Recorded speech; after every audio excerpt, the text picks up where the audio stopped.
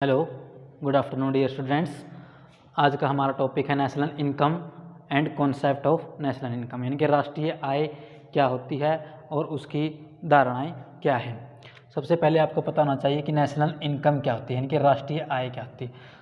राष्ट्रीय आय से हमारा अभिप्राय एक देश के सामान्य निवासियों के द्वारा उनकी उत्पादक सेवाओं के बदले में जो भी साधन आय प्राप्त होती है उसको हम बोलते हैं राष्ट्रीय आय कहते हैं। यानी कि जो भी एक देश के सामान्य निवासी हैं उनको उनकी उत्पादक सेवाओं के बदले में एक वर्ष के दौरान जो साधन आय प्राप्त होती है, यानी कि एक अवधि के दौरान जो भी साधन आय प्राप्त होती है उसको हम बोलते हैं आपकी नेशनल इनकम या राष्ट्रीय आय बोलते हैं। तो जो आपका नेशनल इनकम है वो क्या है, एक प्रकार का आपका फॉलो वेरिएबल है। फॉलो वेरिएबल है, जो आपके वेरिएबल होते हैं वो दो प्रकार के होते हैं। एक तो आपका होता है फॉलो वेरिएबल और एक होता है आपका स्टॉक वेरिएबल। तो स्टॉक वेरिएबल को हम क्या कर सकते हैं, point of at a point of time पर क्या कर सकते हैं, उसको मेजरमेंट कर सकते हैं। यानी कि पॉइंट ऑफ टाइम पर उसको मेजरमेंट कर सकते हैं, उसको हम बोलते हैं आपके स्टॉक वेरिएबल। और फॉलो वेरिएबल का मतलब क्या होता है, by period of time, during a period of time के अंदर उसको क्या करते हैं, मेजरमेंट करते हैं। तो नेशनल इनकम को भी हम क्या करते हैं, एक टाइम पीरियड के दौरान, ड्यूरिंग ए टाइम पीरियड के दौरान हम क्या करते हैं, मेजरमेंट करते हैं। तो इसी प्रकार से जो आपका टाइम पीरियड है वो हम 1 ईयर लेकर चलते हैं। तो इस प्रकार से राष्ट्रीय आय को भी हम 1 ईयर के अकॉर्डिंग क्या करते हैं, उसको मेजरमेंट करते हैं। तो अगर इसकी डेफिनेशन की बात करें तो प्रोफेसर सैपिरो के अकॉर्डिंग, प्रोफेसर सैपिरो ने कहा जो आपकी नेशनल इनकम होती है वो क्या होती है, लगान, ब्याज,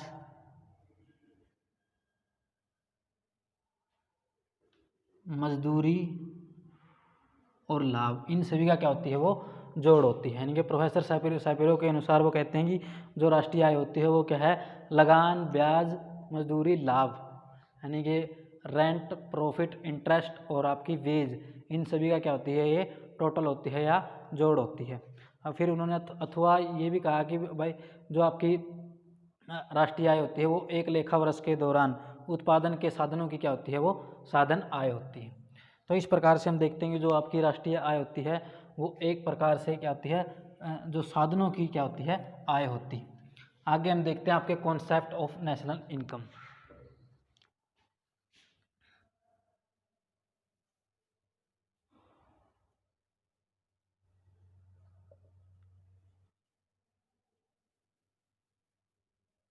कॉन्सेप्ट ऑफ नेशनल इनकम यानी कि जो राष्ट्रीय आय की धारणाएं क्या है। सबसे पहले आपकी इसके अंदर आती है जीडीपी। जीडीपी यानी कि gross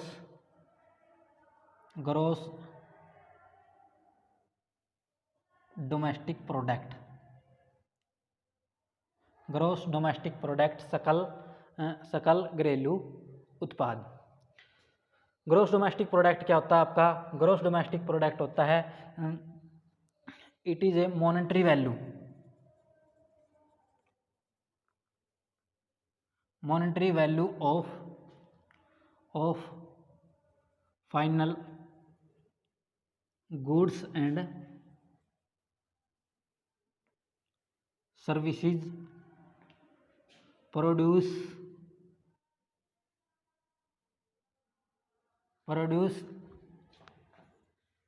in A economy in A accounting year.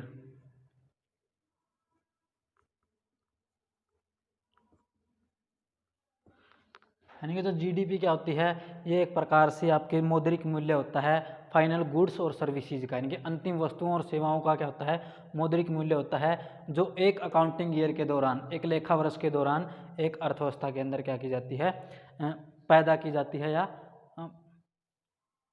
उत्पादित की जाती है। प्रोड्यूस का मतलब क्या होता है, उत्पादित की जाती है। तो इस प्रकार से हम देखते हैं भाई, जो आपकी मान लेते हैं किसी भी कंट्री के अंदर जो क्वांटिटी है, गुड्स की जो क्वांटिटी है, जीडीपी आपकी किसके बराबर होती है, वो होती है आपकी क्वांटिटी डिवाइडेड बाय प्राइस। यानी कि अगर इसकी मॉनेटरी वैल्यू निकालते हैं तो जीडीपी क्या होती है, क्वांटिटी बाय प्राइस। मान लेते हैं किसी भी देश के अंदर एक साल के दौरान 100 गुड्स का प्रोडक्शन होता है और उनकी प्राइस कितनी है, 5 रुपीज़ है, तो हम कहेंगे जो आपकी जीडीपी है वो कितनी है, 500 रुपीज़ है। तो इस प्रकार से हम देखते हैं जो आपकी मॉनेटरी वैल्यू होती है, मॉनेटरी वैल्यू इस प्रकार से निकाल जाती है आपकी GDP quantity divided by price. फिर आता है आपका फाइनल गुड्स एंड सर्विसेज। तो इसमें भी आपकी जो फाइनल गुड्स एंड सर्विसेज क्या होती हैं, कुछ जो आपकी मध्यवर्ती वस्तुएं भी होती हैं, इसमें हम लेके चलते हैं कच्चा माल। तो इसमें देखते हैं कि जो अगर हम जो आपकी मध्यवर्ती जो वस्तुएं होती है अगर उनको हम जीडीपी के अंदर शामिल करते हैं तो जो उससे हम जीडीपी के अंदर क्या होती है, डबल काउंटिंग की प्रॉब्लम आती है। लेकिन इसमें हम क्या करते हैं, केवल फाइनल गुड्स एंड सर्विसेज को ही शामिल करते हैं। देखते हैं, मान लेते हैं अगर आपने किसी भी कंपनी ने एक बाइक बनाई, बाइक का जो प्राइस है वो कितना है, 50,000 रुपये है। तो इसमें जो भी आपका रॉ मटेरियल था, कच्चा माल था, यानी कि उसमें टायर कहाँ से लिए गए हैं, उसमें जो भी ट्यूब कहाँ से आई है, या जितना भी जो कच्चा रॉ मटेरियल था वो सभी का सभी इसके अंदर क्या है, इंक्लूड है। तो अलग से हम क्या है, जो टायर्स की जो आपकी टायर प्रोडक्शन की जो वैल्यू है उसको इसके अंदर हम शामिल नहीं करेंगे। तो इस प्रकार से हम देखते हैं जो फाइनल गुड्स एंड सर्विसेज को ही हम क्या करते हैं, इसके अंदर इनके जो मूल्य को क्या करते हैं, शामिल करते हैं। इन्हें इकोनॉमी यानी कि एक इकोनॉमी के अंदर या एक इकोनॉमी के अंदर मान लेते हैं किसी भी देश की घरेलू सीमा के अंदर, तो डोमेस्टिक जो टेरिटरी होती है उसके अंदर जो भी फाइनल गुड्स और सर्विसेज को प्रोड्यूस की जाती है उनकी जो मॉनेटरी वैल्यू होती है उसको हम क्या कहते हैं, आपकी जीडीपी बोलते हैं। तो इसमें हम देखते हैं आपकी डोमेस्टिक टेरिटरी क्या होती है या घरेलू सीमा क्या होती है, ये एक प्रकार से आपकी जो पॉलिटिकल जो बाउंड्रीज होती हैं उनसे कहीं ज़्यादा होती है। तो इसके अंदर हम लेते हैं जो भी आपके समुद्री जहाज है या जो एरोप्लेन है जो हमारे देश के दूसरे देश में चलते हैं उसको भी इसके अंदर क्या कर लिया जाता है, शामिल कर लिया जाता है। तो इस प्रकार से हम देखते फिर आगे आता है इन्हें अकाउंटिंग ईयर, यानी कि इसका जो आपकी जो जीडीपी है उसका अनुमान किस में लगाया जाता है, एक अकाउंटिंग ईयर के दौरान लगाया जाता है, यानी कि एक वर्ष के दौरान लगाया जाता है। तो जीडीपी का जो अनुमान लगाने के लिए हम क्या करते हैं, इसका अनुमान हम करंट प्राइस पर भी लगा सकते हैं और आपके कांस्टेंट प्राइस पर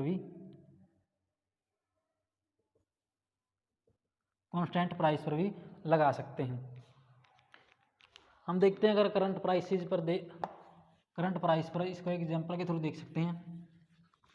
इस प्रकार से जो आपकी हम यहाँ पर मान लेते हैं आपके ईयर्स हैं, 2010 है, 2011 है, 12 है और आपका 13 है, और ये आपकी क्वांटिटी है और ये आपका क्या है, प्राइस है, और ये हमारी मान लेते हैं जीडीपी आपकी क्या है। तो क्वांटिटी मान लेते हैं पहले 100 थी, प्राइस 5 रुपीज़ थे, क्वांटिटी बढ़ जाती है आपकी, प्राइस भी बढ़ जाते हैं, क्वांटिटी फिर बढ़ जाती है आपकी, प्राइस बढ़ जाते हैं, और क्वांटिटी आपकी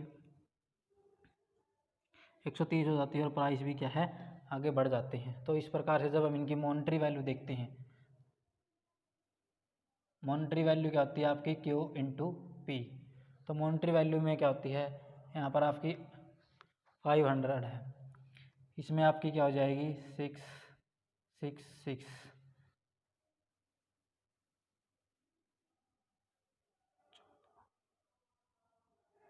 840।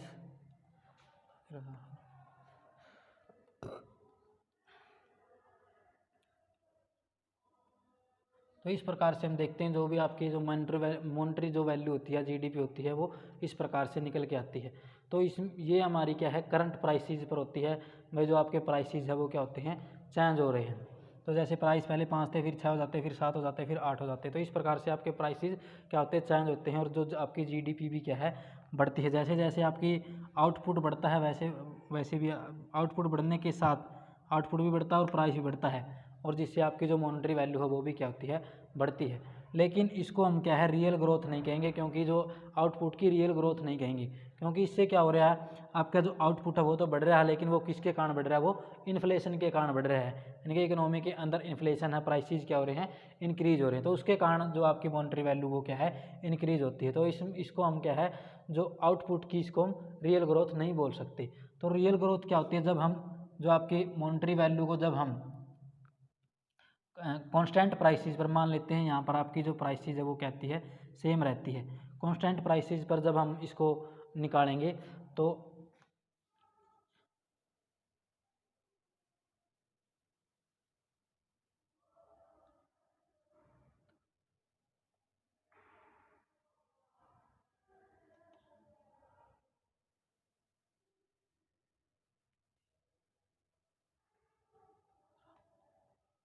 तो इस प्रकार से हम देखते हैं जब ये कांस्टेंट प्रेशर पर निकालते हैं तो आपकी मॉनेटरी वैल्यू क्या होती है, आपके प्राइस क्या रहते हैं, सेम रहते हैं, और जो आपका प्रोडक्शन है, जो क्वांटिटी है वो क्या है, बढ़ती है, जिससे आपकी जो जीडीपी है वो होती है, वो क्या करती है, ग्रोथ करती है। तो इस प्रकार से हम देखते हैं जो आपकी जीडीपी है उसको करंट प्राइसेस पर भी उसका अनुमान लगाया जा सकता है, और आपका कांस्टेंट प्राइसेस पर भी उसका क्या लगाया जा सकता है, अनुमान लगाया जा सकता है। इसमें क्या होती है, जो आपकी जीडीपी होती है वो आपकी दो प्रकार की हो सकती है। एक तो होती है आपकी नॉमिनल जीडीपी। नॉमिनल जीडीपी का मतलब क्या होता है, जब भी हम जीडीपी का अनुमान यानी जब भी हम जीडीपी का अनुमान करंट प्राइसेस पर लगाते हैं तो उसको हम बोलते हैं नॉमिनल जीडीपी। फिर एक होती है आपकी रियल जीडीपी। जब जीडीपी का अनुमान हम कांस्टेंट प्राइसेस पर लगाते हैं तो उसको हम क्या बोलते हैं, रियल जीडीपी बोलते हैं। तो इस प्रकार से ये तो इसकी जो कॉन्सेप्ट ऑफ जीडीपी है, फर्स्ट है वो आपका क्या है, जीडीपी, और सेकंड क्या है आपका इसमें, सेकंड इसमें है आपका नेट डोमेस्टिक प्रोडक्ट। ये भी मार्केट प्राइस पर है, पहले मार्केट प्राइस, ये भी आपका क्या है, मार्केट प्राइस। तो net domestic product,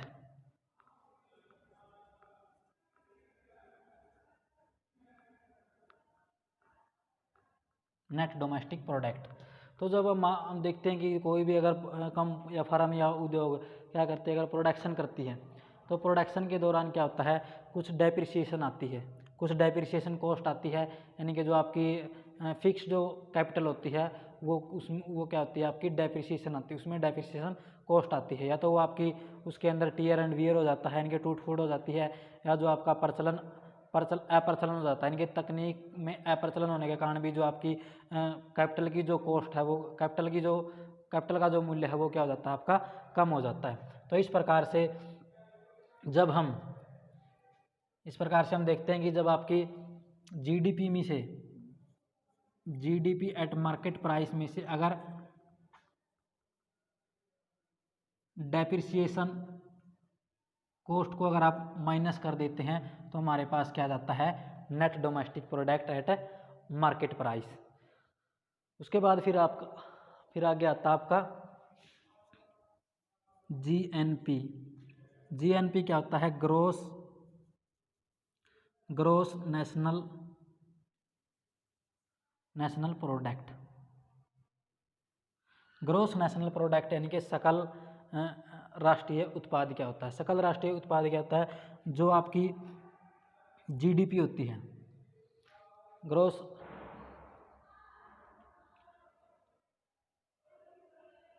GDP at market price, इसमें प्लस इसमें जोड़ देते हैं हम नेट फैक्टर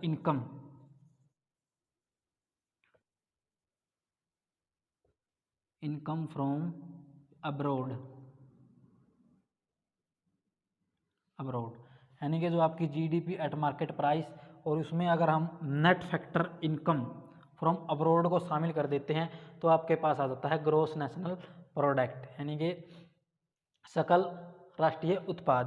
तो ये net factor income from abroad क्या होती है, ये एक प्रकार की एक्सपोर्ट माइनस इंपोर्ट होती है, यानी कि जब हम किसी भी कंट्री के साथ एक्सपोर्ट या इंपोर्ट करते हैं, एक्सपोर्ट इंपोर्ट से इसका मतलब यह है कि जो भी मान लेते हैं कुछ दूसरे देशों की कंपनीज या जो व्यक्ति होते हैं वो हमारे देश के अंदर क्या करते हैं, काम करते हैं, और उनका पैसा क्या जाता है, बाहर जाता है। इसी प्रकार से हमारे देश की कुछ कंपनियां, जो लोग दूसरे देशों में काम करते हैं, उनका पैसा इंडिया के अंदर आता है। जब इन दोनों को हम जो भी हमारे देश के लोगों के द्वारा विदेशों में कमाया गया जो भी पैसा होता है, उसमें से अगर हम विदेशियों को जो भुगतान दिया गया है उसको माइनस कर देंगे तो हमारे पास आती है net factor income from abroad, यानी कि जो भी विदेशी जो साधन आय होती है उसमें से अगर हम दूसरे देशों हमारे देश के अंदर जो विदेशी लोगों ने जो साधन आय प्राप्त की है, अगर उसमें से हम हमारे देश के लोगों की दूसरे देशों की साधन आय से माइनस कर देंगे तो हमारे पास क्या आता है, net factor income from abroad. तो इस प्रकार से ये आपका क्या हो जाता है, ग्रोस नेशनल प्रोडक्ट। जो आपका फोर्थ है वो क्या होता है, net national product.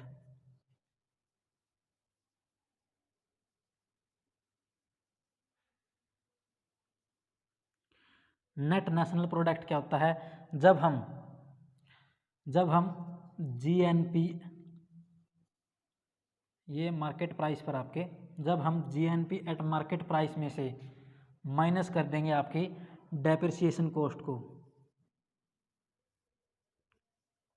Depreciation cost को जब माइनस कर देंगे तो हमारे पास क्या जाता है, net national product at market price पर।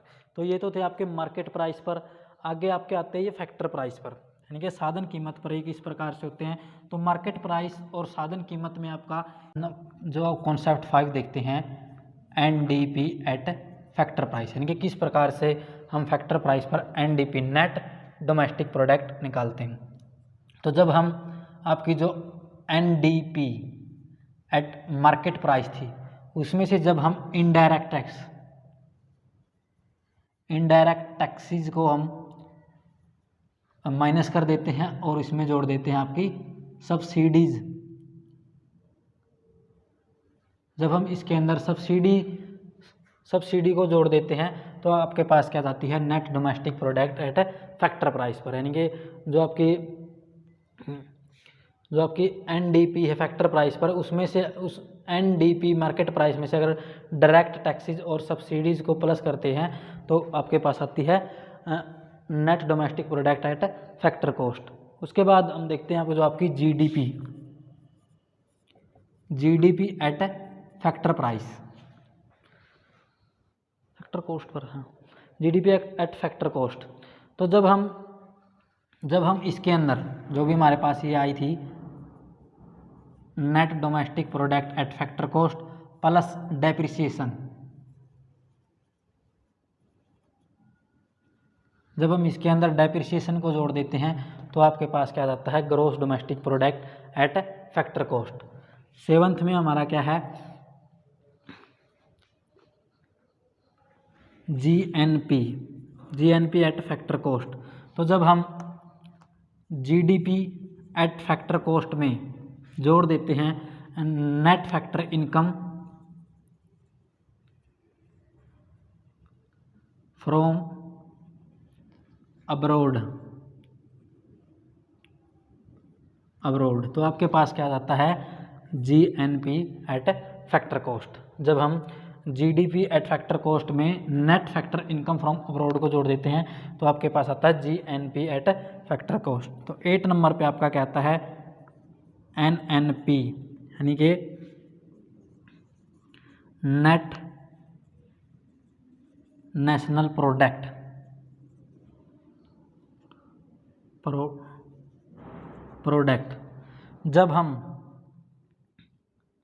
जब हम जीएनपी एट फैक्टर कॉस्ट में से माइनस कर देंगे डेप्रिसिएशन को,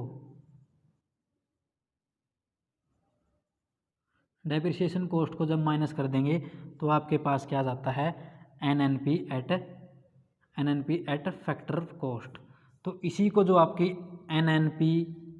एनएनपी एट फैक्टर कॉस्ट होती है, इसी को हम बोलते हैं आपकी नेशनल इनकम।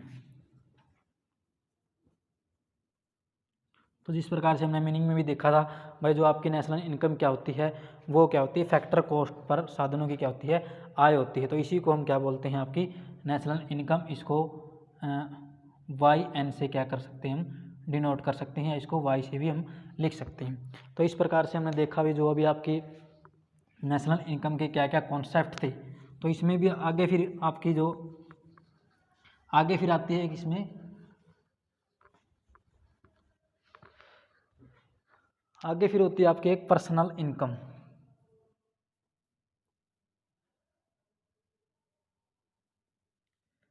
पर्सनल इनकम क्या होती है, पर्सनल इनकम से हमारा अभिप्राय वह है कि जो पर्सनल इनकम से हमारा अभिप्राय यह है कि एक व्यक्ति के द्वारा एक वर्ष के दौरान उसकी उत्पादन सेवाओं के बदले में जो भी आय प्राप्त होती है उसको हम क्या कहते हैं, आपकी पर्सनल इनकम बोलते हैं। फिर होती है आपकी एक disposable income, disposable income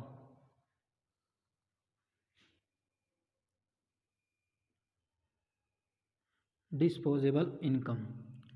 disposable income को हम बोलते हैं खर्च करने योग्य आय भी बोल सकते हैं, या फिर इसको हम बोलते हैं उपभोग के योग्य आय। क्या होती है डिस्पोजेबल इनकम? वह होती है जब जो पर्सनल इनकम होती है, पर्सनल इनकम में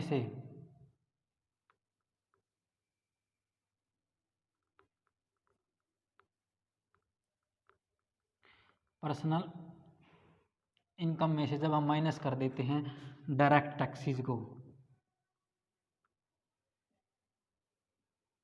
डायरेक्ट टैक्सेस को जब हम पर्सनल इनकम में से माइनस कर देंगे तो आपके पास क्या बच जाती है, जो मान लीजिए जो एक्चुअल में जो लोगों के पास जो इनकम बचती है, यानी कि जिससे वो क्या करते हैं अपने गुड्स और सर्विसेज पर कंजप्शन करते हैं, उसको हम बोलते हैं आपकी disposable income.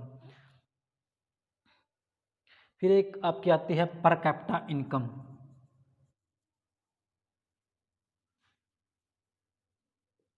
Per capita income क्या होती है? यानी कि जिस प्रकार से हमने आपके जीडीपी का जो अनुमान नेशनल इनकम के थ्रू लगाया, तो नेशनल इनकम के थ्रू हम आपकी जो राष्ट्रीय आय जीडीपी के थ्रू हम जो आपकी राष्ट्रीय आय उसका अनुमान सही से नहीं लगा सकते, तो इसलिए हम किसका एक दूसरे मेथड का यूज करते हैं, वो आपकी पर कैपिटा इनकम होती है। पर कैपिटा इनकम क्या होती है? नेशनल इनकम डिवाइडेड बाय आपकी पॉपुलेशन कितनी है। जब हम राष्ट्रीय आय को आपकी जनसंख्या से डिवाइड कर देंगे तो आपके पास क्या हो जाता है, पर कैपिटा इनकम आ जाती है। फिर एक होती है आपकी real per capita income. Real per capita income, income क्या होती है? जब रियल नेशनल इनकम, जब रियल नेशनल इनकम को पॉपुलेशन से डिवाइड कर दिया जाता है तो आपके पास क्या आ जाती है, रियल पर कैपिटा इनकम आ जाती है। रियल नेशनल इनकम का मतलब क्या होता है? जब हम राष्ट्रीय आय को या नेशनल इनकम को कांस्टेंट प्राइसेस पर मेजरमेंट करते हैं। तो थैंक यू सो मच।